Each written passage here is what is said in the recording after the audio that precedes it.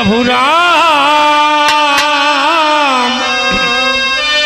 देते खुशियों का पैगाम। आए नगर अयोध्या संग सहित श्री राम।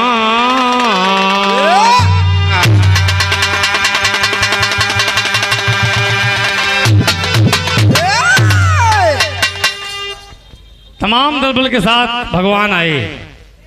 तो कहना है यहाँ पर एक तर्ज है गजल के कि घूंघट में छुप के चंदा, घूंघट में छुप के चंदा, शर्मा के कुछ कहत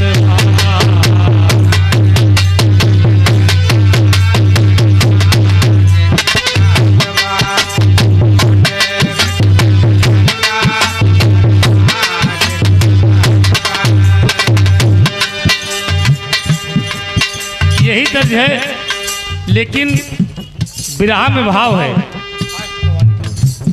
कहना है तो पावन सजी अयोध्या, पावन सजी अयोध्या, घर घर में खुशहाली।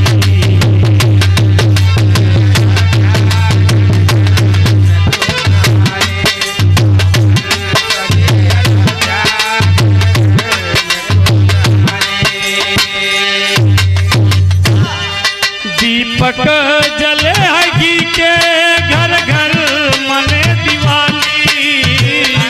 जले है घी के, घर घर मने दिवाली। दीपक जले है घी के, घर घर मने दिवाली।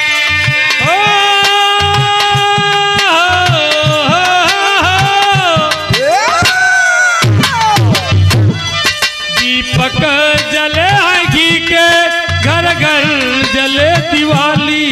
पावन सजी अयोध्या, घर घर में खुशहाली। पावन सजी अयोध्या, घर घर में खुशहाली। अरे क्या पत्थर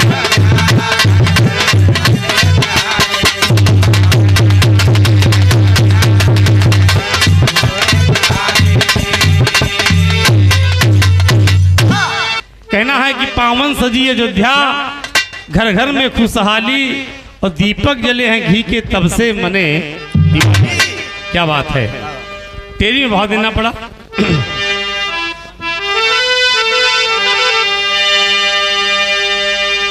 अरे राम सहनाई गम के बाजे नगरी,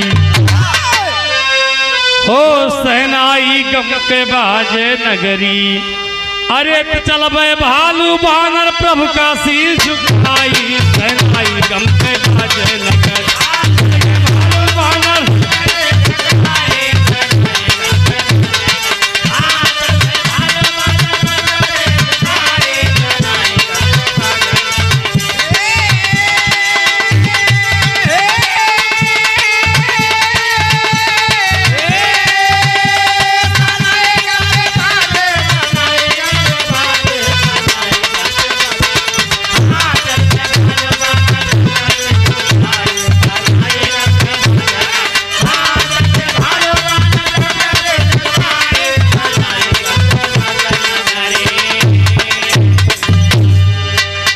चल भय भालू बानर प्रभु का शीश झुकाई, और सहनाई गम के बाजे नगरी।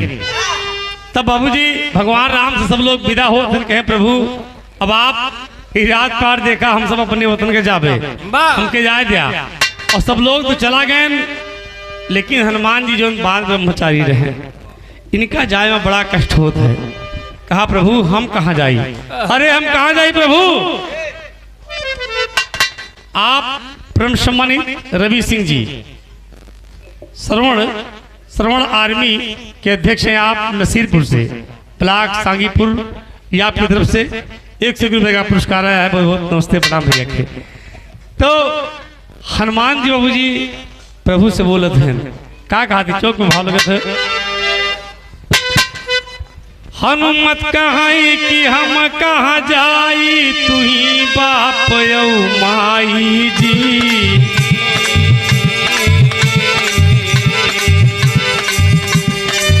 हनुमत कहाई कि हम कहाँ जाई, तू ही बाप महतारी जी। अरे देख प्रेम हनुमंत लला कह बोली जनक दुलारी जी।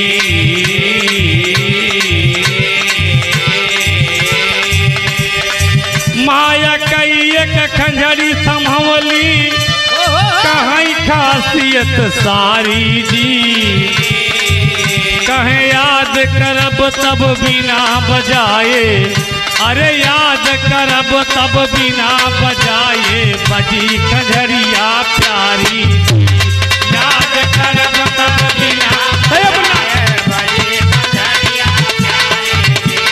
याद करब तब बिना बजाए, बजी खंजरिया प्यारी।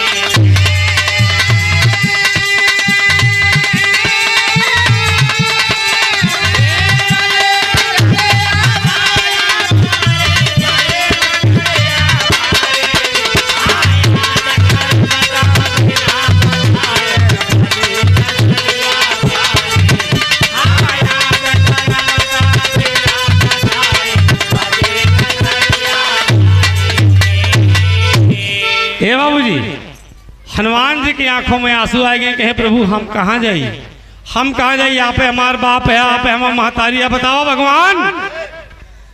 सीता माई बाबूजी हनुमान जी के प्रेम देख के, अरे हनुमान जी के प्रेम देख के एकदम परेशान होते। कहे बच्चा है लल्ला हनुमान।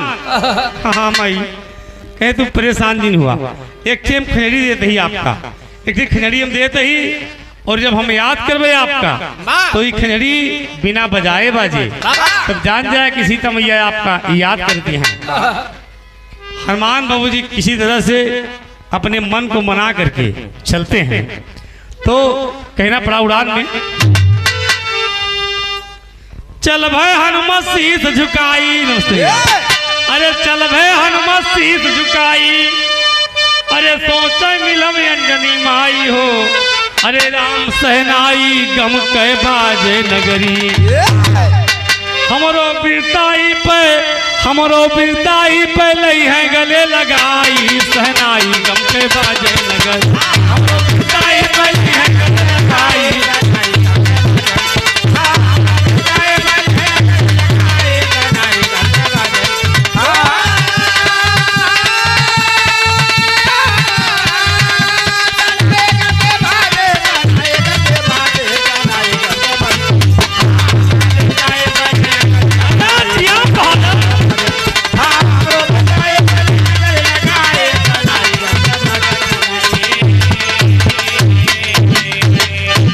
बाबूजी सीता मैया से विदा हुई के हनुमान जी उखनरी लेकर के चल दिए। हनुमान जी सोचता है कि हम जाप तो हमें अपने अंजनी माई से मिलवे। अरे इतना हम कारनामा कह के आवा ही लंका में, तमाम बड़े बड़े वीरन का मार के आवा ही, हमारी अम्मा हमारी खुशी हो जी हैं और हमका एकदम छाती से लगाए ले। तो बिरहा मतलब जगत है, तरी बड़ी पुरान है। कहे अरे गवना कराय पिया घर बैठवला, कोनो दुल्हन के दुल्हा कोयलरी में नौकरी कर रहा है। अभी दुल्हन फोन करके अपने दुल्हा से कहा है, कहे गवना कराय पिया अरे घर बैठवला, अरे अपना कोयलरिया में लागल हो निरा मोही दगा दै के भागल हो निरा मोही दगा दै के भागल हो निरा मोही भागल हो निरा मोही।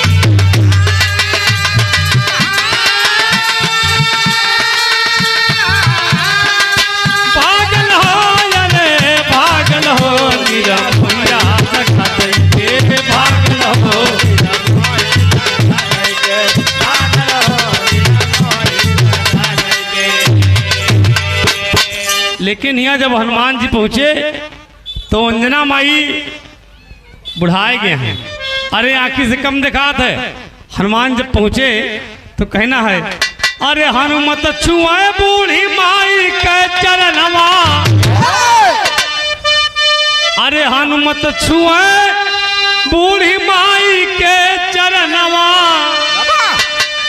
तब माई नहीं पहचान हो अपन बल कपीराई, पाखान हो अपन बल कपीराई, पाखान हो अपन बल कपीराई, पाखान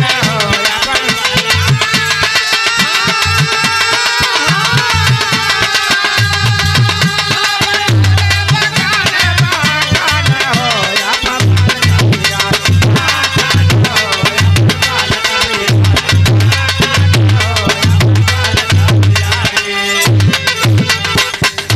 पहुंचे, माई को प्रणाम किया।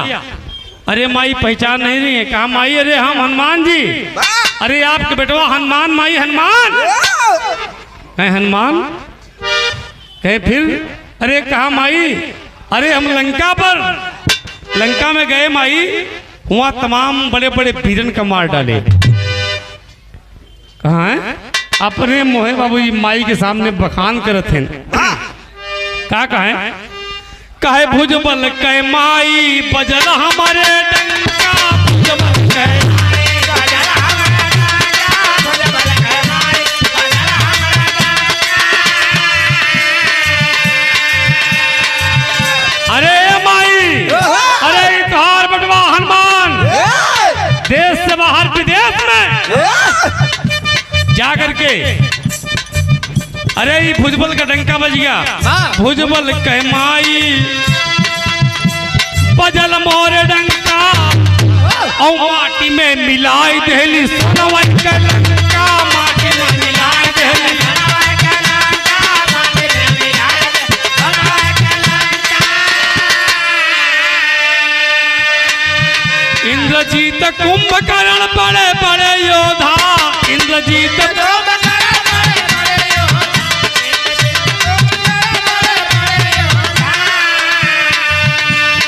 इंद्रजीत कुंभकर्ण बड़े बड़े योद्धा, यही भुजबल के लोहा मान हो बल कपीराई।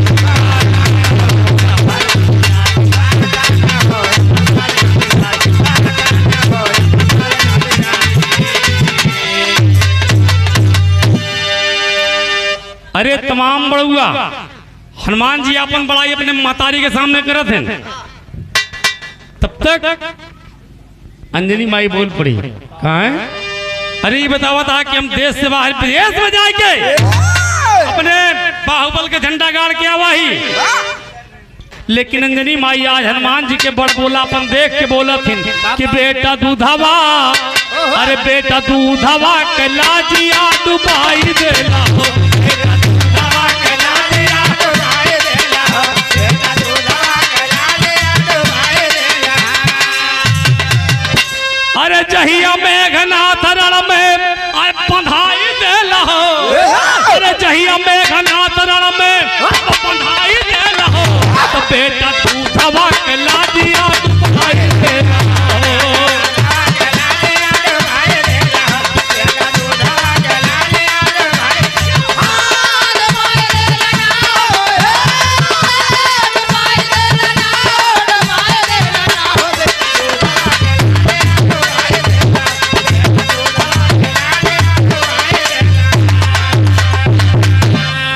अंजनी माई ललकार के बोलते, ए भैया अंजनी माई बोलते हैं कि बेटवा कहा था हम विदेश में जाए के लंका का नाश करके आवत ही, तो के यहू तो मालूम हो ही ना कि जहिया इंद्रजीत रण में बंधाई देले हो, बेटा दूधवा के लजिया डुबा देला हो, और धौलागिरी लेके आवत रहले अभिमान से, अरे गिर गईला धरती पे भरत ये कप्तान से।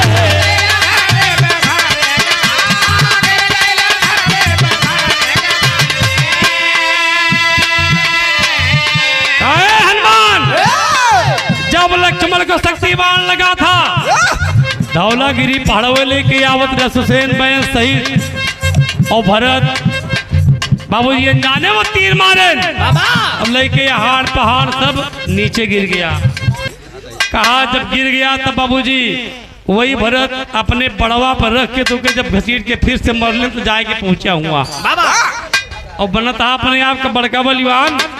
अरे धन भारत वीर तो के पहुंचाई दिल हो, धन भारत वीर तो के अब पहुंचाई दिल हो, तो बेटा दूधा के नदिया डुबाई दे।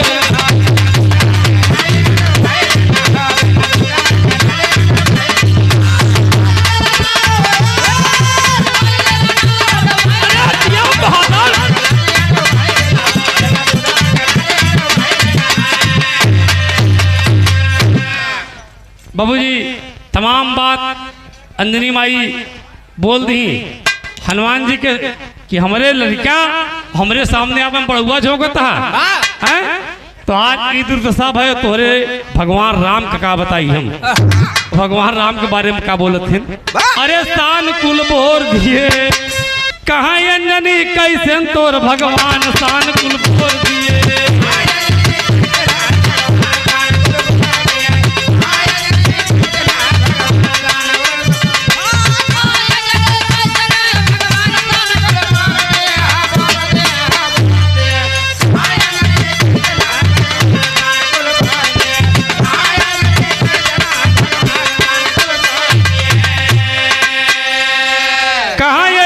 कैसे तोर भगवान शान कुल बोर दिए हो बोर दिए हो बोर दिए और नारी खातिर लिए बभन है कई जान शान कुल बोर दिए।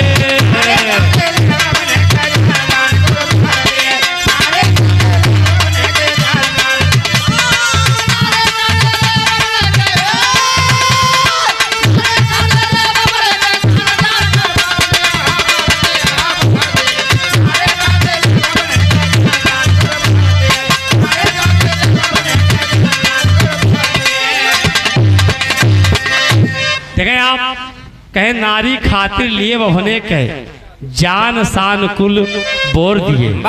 ए बाबूजी कहा तोरे पुरखा राजा रघु रहे। अरे प्रयागराज में माँ पूर्णिमा का बाबूजी स्नान लगा रहा और सास सुरानी लेके गए और बातों बात में बाबूजी सास सुरानी दान दे दे सब महारानी दान दे दे और तोहरे पुरखा राम एक नारी के लिए बाबूजी लंका का सर्वनाश कर दिए। तो ये बात जब बोली तो इलाहाबादी लगा था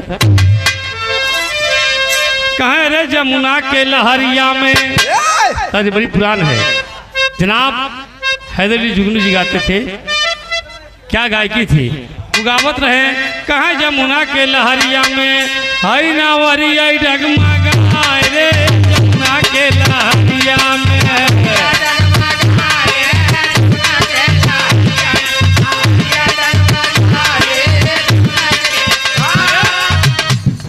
यही गीत का ओरिजिनल है लेकिन यहाँ बिरहा में देखा अरे चले बजरंगी कहाँ चले बजरंगी कुल गुमान भावा चूर हो चले बजरंगी।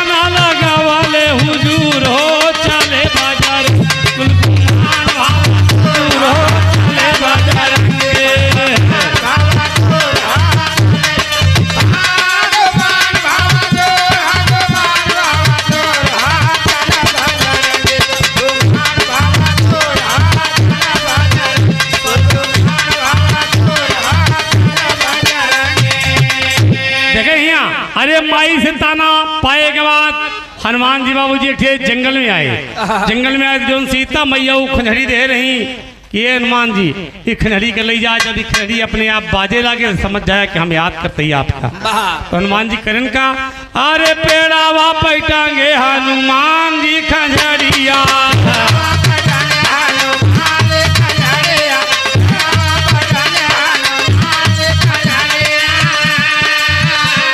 घूमत घूमत आई नीरा गावली बंदरिया घूमत घूमत आई नीरा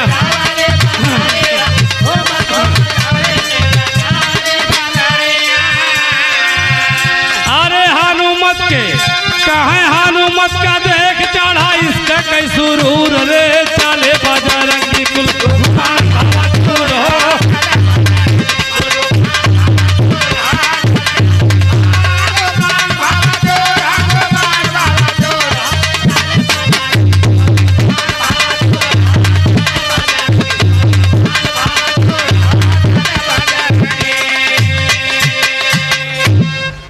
कहे हनुमत देख चढ़ा इश्क के सुरूर हो चले बजरंगी कुल गुमान भवाचूर हो। हनुमान जी जाए के पेड़े पे खैरी टांग दे बाबूजी और तब तक वही में घूमत घूमत एक मिल गई बंदरिया रहे एकदम मिर्गान बंदरिया बाबूजी आई और हनुमान जी के एकदम बाल ब्रह्मचारी रहे ना एकदम चेहरा चमचम चमचम देख के बदरिया पगलाए गए।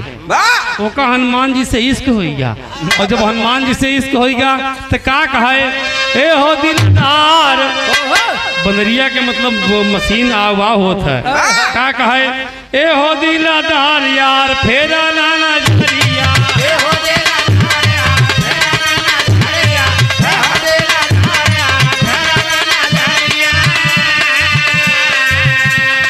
हाई तैयार करवाइला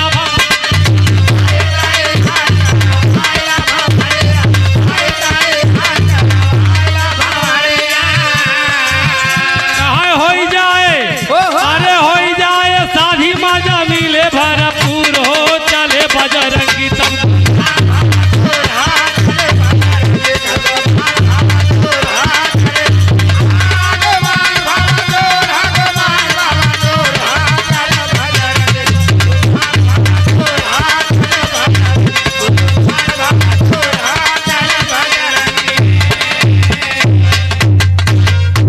बनरिया बोलत है कि हमार एकदम हमार दिल तोहरे ऊपर आएगा है और हमसे शादी कर लिया।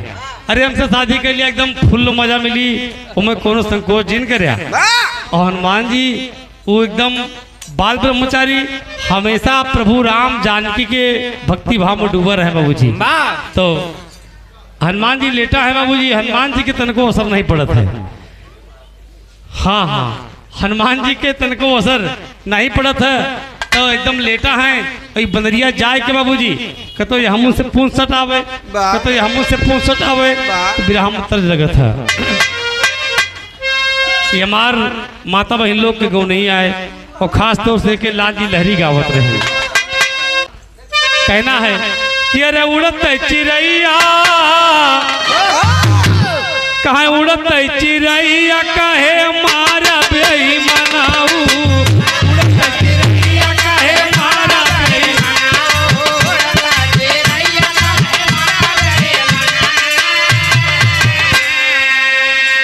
महला पे मारा अरे महला पे मारा दू महला पे मारा महला पे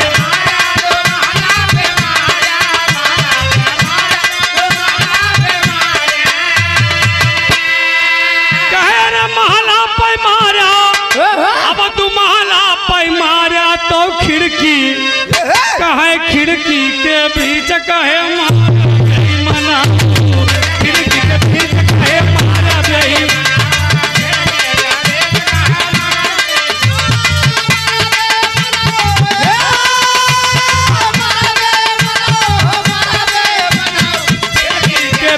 कहे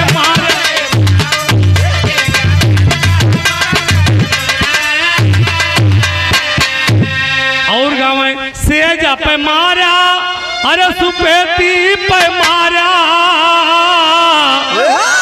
अरे तेजा पे मारा आई सुपेती पे मारा तो लहंगा के बीच कहे मारा बेईया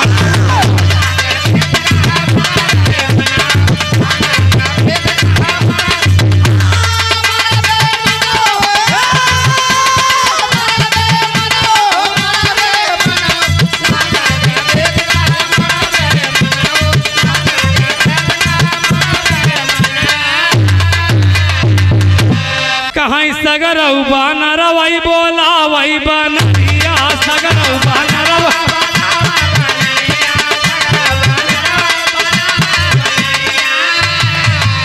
अरे मंगल गीत के गीत के अब गवावई बनरिया तो सब ही बनरवई बोलावई बनरिया।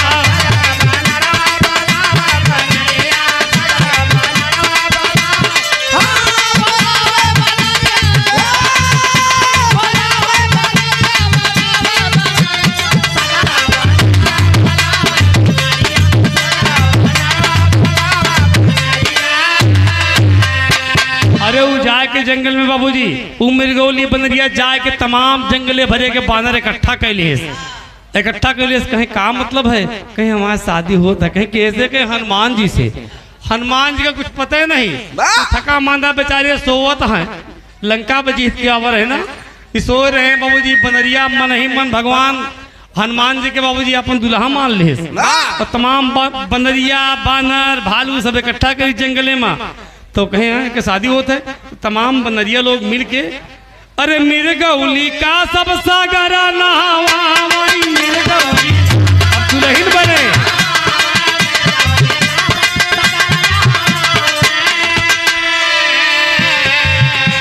और मुहवा में चंदन के लेप पतावाए मुहवा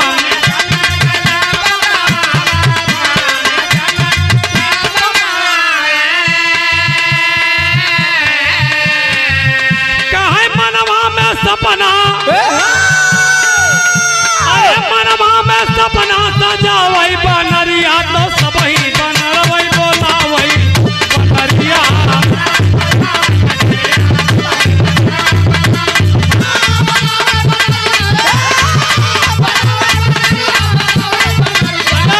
पथरू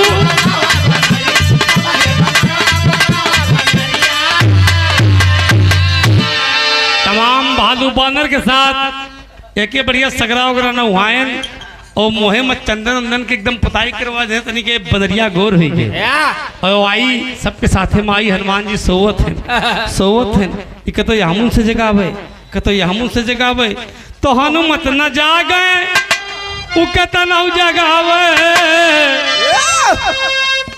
जागे न हनुमत जी अरे कतना जगावे तो पूछिया से पूछिया बनरिया सतावे पूछिया से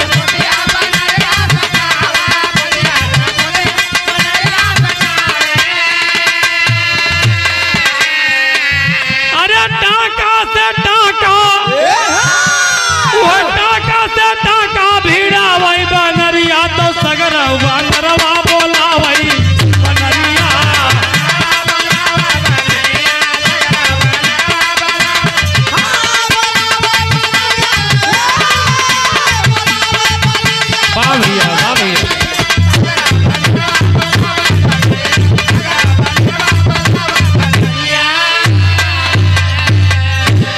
बाबू जी अरे बनरिया एकदम अपने हरकत पे उतर गए और हनुमान जी के बाबू दिमाग खराब हो गया। तब तक हनुमान जी के गुस्सा आई गए और हनुमान जी की जब गुस्सा आई बाबू जी हनुमान जी अपन पुछिया बढ़ाए भैया हनुमान जी अपन पुछिया बढ़ाए और बनरिया का लपेटब शुरू करे।